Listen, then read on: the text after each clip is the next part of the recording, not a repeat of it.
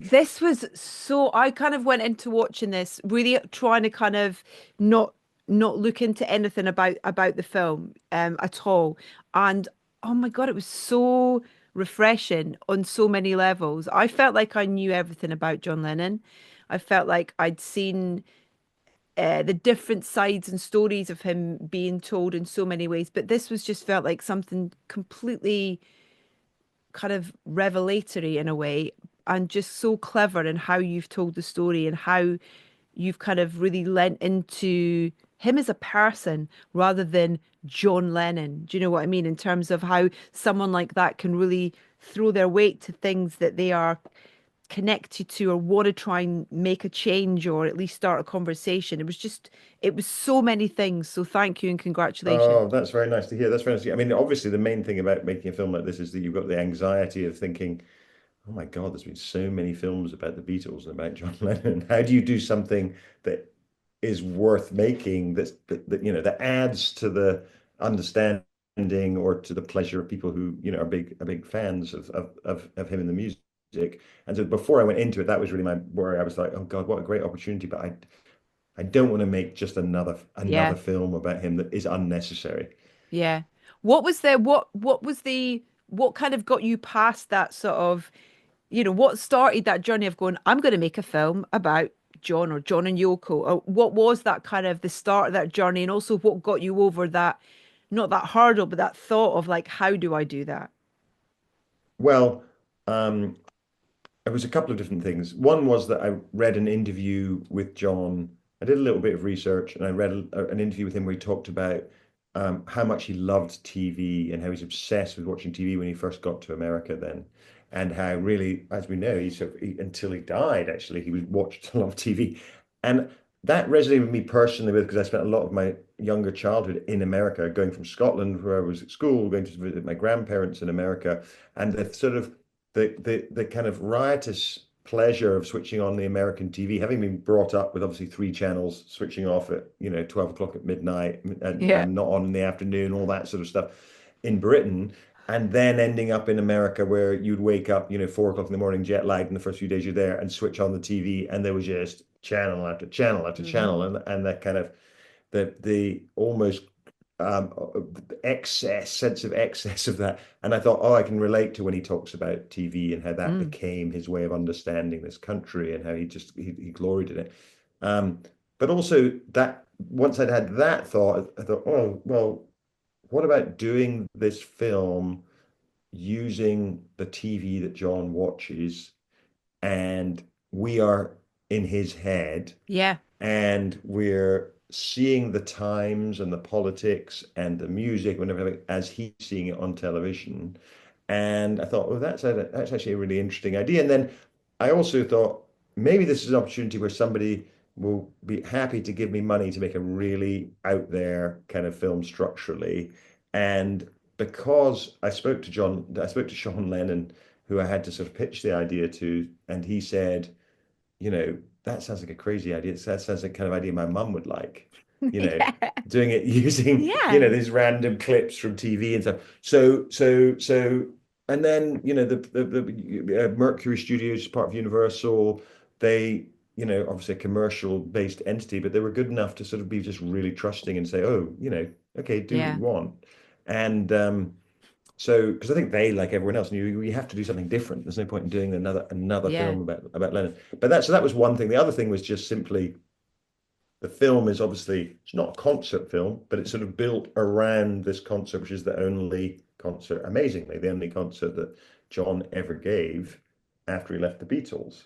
And obviously the Beatles stopped touring in '66, and he did one full-length concert, which was this concert in '72. Mm. And so I knew of this concert. I'd seen bits of it on YouTube, but the thing is, it would only ever been released on VHS in 1986, and the reason for that was because it was so badly recorded and badly filmed, to be honest, but very badly recorded. So it was kind of not really a fair representation of him, and the family didn't like it for that reason, and Mm. nobody much liked it. But with the advent of amazing new sound technology, as you know, you can clean up almost anything. You can Yeah. take the voice or the bass or the guitar, or whatever, and isolate it from everything else. So they were able to remix the concert. And suddenly, when I heard, like, they were only halfway through remixing it, and I heard that, um, Instant Karma, I think was the song, and I was like, holy shit, this is amazing. And he is so good. And So you think, good. yeah, and you think, I've never seen him like this. I've never seen him giving a fucking rock concert and Yeah, actually giving it all and loving it and the crowd goes, and you're like, oh my God, this is amazing. You think I never saw that with the Beatles, except in them in the funny suits and all of that, because they stopped doing it. And obviously you've seen it with Paul McCartney, but it's a whole different thing seeing it with John. So I thought, wow, what an opportunity to yeah, basically, I mean, people have seen it before, but it's a totally different thing now that you can yeah. really hear what's going on. And Yoko as well. I love that you have that performance from her in there. And you can, with the way that he's watching her perform as well, that's kind of just beautiful. I know there's so much care and love in how he is around her, and particularly the pride of seeing her perform. And I think it's one of the things that, even now, and I'm sure you've heard that, even now, big Beatles fans will say to you, "Oh, I hope you don't have any of Yoko screeching in the film." Like, and like that's her performance. She's an artist. She's doing something amazing that is pre-punk, which is like Yeah, expressing the pain she's had about her child being kidnapped and not seeing her child for all these years. And so to me, that's an amazing performance. She's singing. I should yeah. explain. She's singing in the film. She sings this song called "Don't Worry, Kyoko," which is about her daughter Kyoko, who John had adopted, and they sort of lived with her for a while, and then her ex-husband kidnapped Kyoko. And the reason that John and Yoko actually went to America in the first place in 1971 was because they were trying to find her. They knew Kyoko was in America, but they didn't know where. Where? And they went there to sort of hire private investigators and do all sorts of stuff to try and track her down. They didn't manage to track her down. Then and Yoko was only reunited with her in the 90s long after John died. Oh, So it's that's a crazy. sort of that sort of is a subtext through the whole film. Because obviously the other thing about the other sort of impulse to make the film was, who is Yoko? People have this antagonistic relationship with her, Mm. and for all these different reasons, they blame her for breaking up the Beatles. They think she's not talented as a singer, all these things. Um, but it's like, well, John's a very clever guy. Mm. He's fallen in love with somebody who he admires and and loves her Inspired by, so. yeah. Yeah, absolutely. So what is that about? What is her talent? What is the thing that he is so drawn to? And also, who is she as a human being? What's she feeling Mm. through all of this? And you realize you've never really seen any of that. Yeah. Maybe partly because she's chosen not to reveal it. I don't know. But then we were lucky enough to get hold of these phone calls, Oh, which are they're amazing. They're so I found it so emotional, feeling like I was eavesdropping in on their, these yeah. kind of conversations. It's such a great Yeah, they gift. are they are absolutely amazing. Now they only appeared halfway through the edit actually, and I got a phone call from this Wow. estate, and they said, "Oh, we've just found this box. It says phone recordings, 1972. That's the period you're making the film about. Do you want to have a listen to them?" And I'm like, "Yeah, please." And they send over 20 something hours of recording. So what they for a while they recorded every phone call that came in and out of their apartment, and they're just on these they were on reel to reel, recorder, and they're totally fascinating because this is like, oh, this is them when they're not on a TV show, when they Yeah. don't think they're being listened to or whatever, they're actually, this is like the real them. And Yeah. it is, as you say, like eavesdropping into their lives. So that was amazing. And in there you really feel Yoko as a person. Yeah. And actually this whole theme of her missing daughter and became in a way the sort of emotional through line for me of the film. It becomes about damaged children and missing children and Yeah. you know parenthood. And obviously that you realize sort of two-thirds of the way through the film that the reason this concert was put on, the one concert that John did after the Beatles, was to do with helping children. And it was Yeah. actually a benefit concert for these children, disabled kids at a institution, kind of horrible, like Victorian miserable institution where the kids were being treated just Yeah. horrendously. And he saw a news report about this place called Willowbrook. He saw a news report about it and thought, I want to do something to help. I want to raise money. And so this sort of idea of, you know, the pain of not being near your parents, or, not having your kids around, or what childhood does to you, the damage it does to you, as John obviously talks about a lot, that becomes kind of the emotional heft of the film, I think.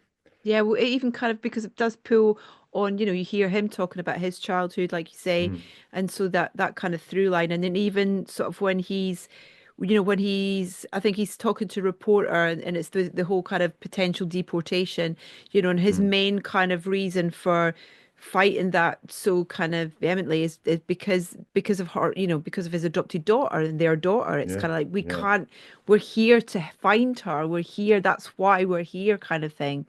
And it's so powerful. It's such a powerful film, really is. And that moment as well, I love just talking about Yoko when on one of the phone calls where I can't remember who she's talking to, but where she describes the Beatles, like when she's asked about the Beatles, and she says something about, there are four guys who kind of they grew up together, but they kind of grew apart, and but it's so eloquent the way that she puts it. Mm, It's not mm, preconceived. It's not kind of something that she's planned. It's just her response, natural response to someone in a mm, mm, conversation. And you're like, mm. oh my God, you're brilliant. Mm, No, she's incredibly brilliant, and John is also very brilliant. Those phone calls, it's just like made me laugh. There's just like so Yeah. many great witticisms, and he's so sharp. He's so with it. So that's one of the pleasures of it. There's a lot of politics in it, and but Yeah. there's a lot of music, but there's also the real, the fun of it in a way is the humor of the humor of John. And I think because it's all not him performing for Mm. the cameras or whatever. There's a sweetness to it, and there's a sweetness to him all through it. There's a sort of naivety, in fact, isn't there? Like he's like this very open person who wants to help the world, wants to change the world, wants to figure out who am I after the Beatles. I've been in this band, the Beatles. It's like dominated my life, but now it's all over. And who am I? What do I do with myself? And you can sort of almost see him trying to figure that side out. But to me, it's that the sense of what comes with that is this openness to the world and to experiences and to different people's opinions, and which you just very rarely see in anyone, actually. That the Yeah. idea that particularly someone successful who's usually like, well, I know what I'm done. Other people should be as good as I am, but they're not. And he's just like really open-minded to the world, and that's super appealing.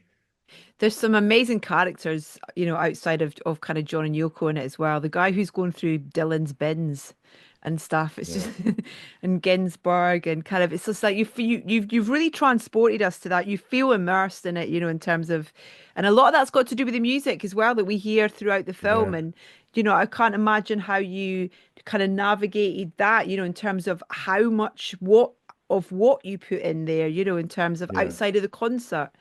So yeah. that must have been an interesting, Yeah, I mean, I and think that the film has no music other than music that's made at the time. So that where the conceit is that everything in the film comes from between September 71 and I think April 73, which is and mm, it's about the structure of it is around this concert, but also around when they move into this apartment, this tiny apartment, one room apartment, basically in Greenwich Village, and they decide they're going to live this very simple life, the two tatami life, as Yoko calls it. It's kind of like you only need the room for your tatami mat and then a space next to it to stand up in, and that was her philosophy. But so I built a set of that room, and my wife was good enough, who's a great set decorator, to sort of work on it, and it drove her crazy trying to find all hardest the job in the absolute. world she's done, I Yeah, heard her yeah, say. really. Yeah. That's what she said. She still reminds me of that a lot, because it's like finding. It's not just like normally you do set decorating a film, and it's like, oh, do an apartment for a poet in the 1920s in London or whatever, and it's like, Yeah. okay, I can make something up. This is like find that record that was in the photograph, find that map, those books, the exact amp, the exact guitar, the exact, make the bedspread, all of that. So we did a really intricate sort of reconstruction Wow. of what that apartment was like, and that becomes the sort of the basic place where everything sort of all these other strands of the film come out from Mm. this apartment which we move around, and I think that they moved in, I think, into that apartment in September 71, and as I said, that 18 months later or 15 months later, they moved out. So that's the sort of the period the film covers. And the archive, all the archive is from that period, and all the music is from that period, obviously. And so you are totally immersed in Mm. that period of American history, which weirdly, as we went made the film, we realized this period of American history is almost a direct reflection of now. Yeah. It's about, Richard Nixon, who's a populist politician, another politician, George Wallace, who gets shot on the stump while saying things that are very Trumpian when he's talking about. You get the first black woman to run for president at that time. You Yeah. get the college campuses up in arms about Vietnam, and it's very similar to what's going on with Gaza. So it felt like the more we got into that period, it felt like, oh, it's really a kind of reflection of today, and that was a surprise to me. Actually, I didn't realize that was going to be such a interesting sort of foreshadowing of the present day. Yeah, it's scary how things haven't changed, isn't it? Absolutely. Yeah, it's Exactly, terrifying. exactly. And with having that kind of, having Sean kind of, that working with the family, I imagine, and the estate on that, Yeah. and kind of getting that, building that trust with them, and having them involved in it. Um, that must be a massive kind of help as well. Was Sean involved in the music at all?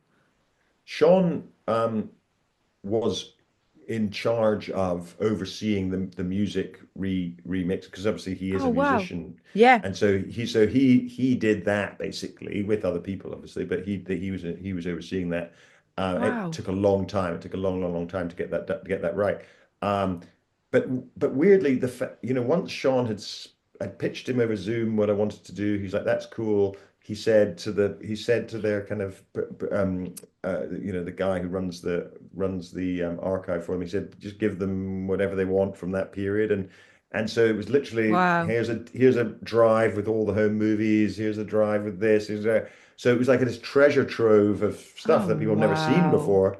And of course, what you began to realize is that it's so lucky that we're making it about the film about this period, because this is the only period of his life where there's a load of home movies, Mm. all these phone recordings, that they were out and about in the streets of New York being filmed at protests and going to art openings and all that. So there was a lot of stuff.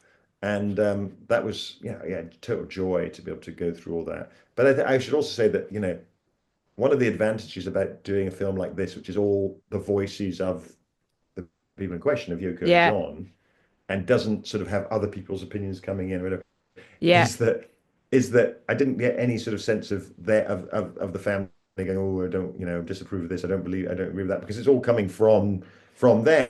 So there was no kind of commentary of kind of like, oh, that's not true, or this person's where. So we actually had no interference at all. It was a very simple experience. I went to see Paul McCartney just before Christmas at the O2 Ah, lucky with you. my it was amazing. It was so, again, Yeah, it was just so emotional because you kind of, you watch him elevated on this platform with his yeah, guitar singing Blackbird, and you're just like, amazing. am I ever going to see this again? Do you know what I mean? It's Yeah, kind of like, what a incredible. lucky thing to see. But there were two moments that were so kind of just kind of ingrained in my brain. And one of those was Now and Then, when he played that, and kind of Mm, hearing John's voice resonate around the room. And then mm, there was another moment as well where I guess they used a similar kind of technology where he was actually able to sing with John on a track, one of the last tracks that they played on the roof of the Apple wow, building and stuff. And there was not a dry eye in the house. Like everybody, there was like, you could hear a pin drop in the O2. It was just, wow, how it was, amazing. oh, it was very, very, very, very special. It was great. So good. Yeah, it was I think amazing. the other thing about this period of John's music, though, is that this is the kind of unloved period, I guess.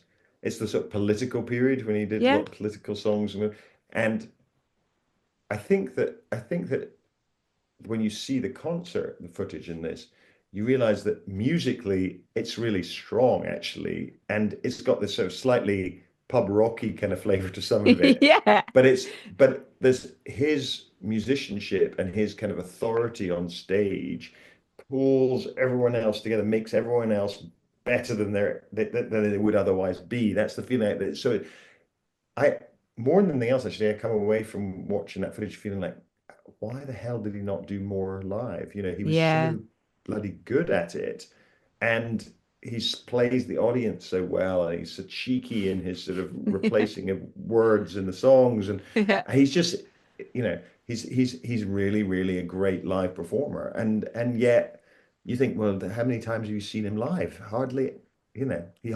hardly anything exists of him playing live. Yeah, especially outside the Beatles. Yeah, Yeah. 100%, Yeah. 100%. The song that he wrote to as a kind of protest for the guy who was imprisoned for having a John joint, Sinclair, John yeah, Sinclair. That was like yeah, the yeah, the telephone conversation about with his manager, was it about kind of like yeah. what are the three songs you're going to play?